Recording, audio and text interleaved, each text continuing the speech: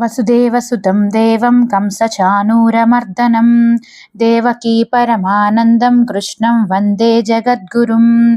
अतसी पुष्पसङ्कासं हारनूपुरशोभितं रत्नकङ्कणकेयूरं कृष्णं वन्दे जगद्गुरुं कुटिलालकसंयुक्तं पूर्णचन्द्रनिबाणनं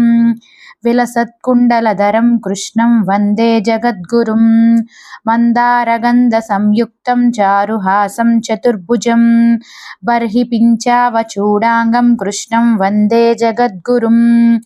उत्पुल्लपद्मपत्राक्षं नीलजीमूतसन्निभं यादवानां शिरोरत्नं कृष्णं वन्दे जगद्गुरुं रुक्मिणीकेलिसंयुक्तं किपीताम्बरसुशोभितम् अवाप्ततुलसीगन्धं कृष्णं वन्दे जगद्गुरुं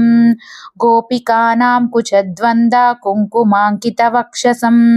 श्रीनिकेतं महेश्वासं कृष्णं वन्दे जगद्गुरुम्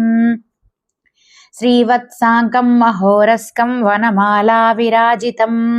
शङ्खचक्रधरं देवं कृष्णं वन्दे जगद्गुरुं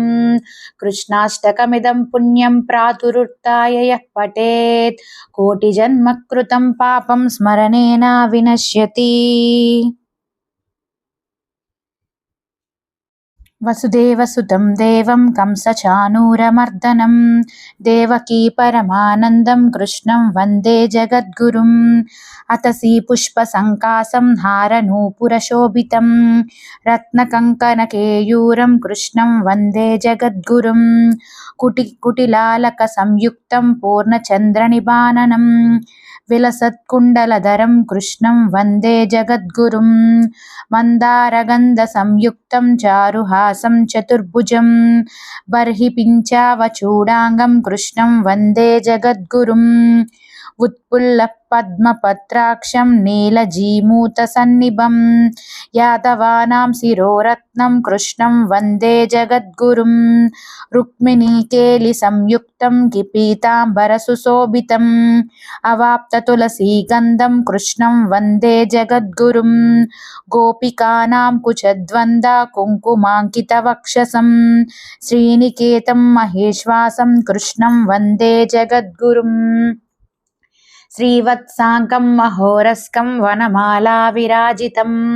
शङ्खचक्रधरं देवं कृष्णं वन्दे जगद्गुरुं कृष्णाष्टकमिदं पुण्यं प्रातुरुत्थाय यः पठेत् कोटिजन्मकृतं पापं स्मरणेन विनश्यति। वसुदेवसुतं देवं कंसचाणूरमर्दनं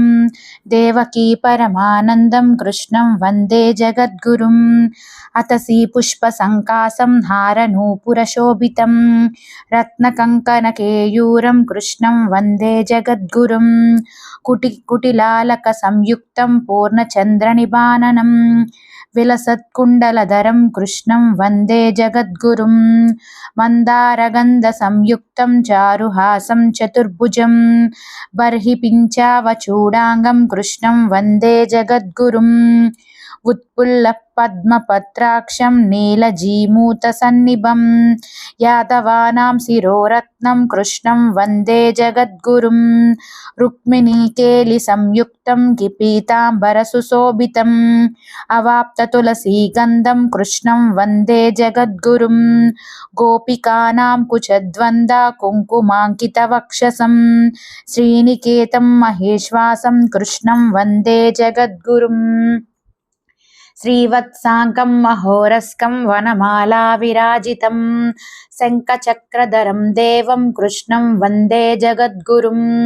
कृष्णाष्टकमिदं पुण्यं प्रातुरुत्थाय यः पठेत् कोटिजन्मकृतं पापं स्मरणेन विनश्यति।